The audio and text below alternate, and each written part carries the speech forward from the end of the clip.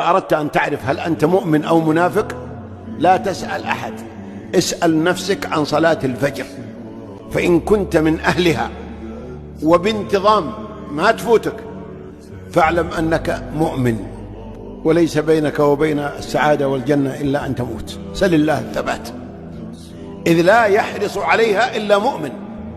إذا كانت ثقيلة وضائعة في جدولك وبرنامجك ولا تجي ولا تصلي إلا بعد ما تستيقظ عشان تصلي وتروح تداوم، فليعلم البعيد أنه على خطر، فإن هذا من علامات النفاق.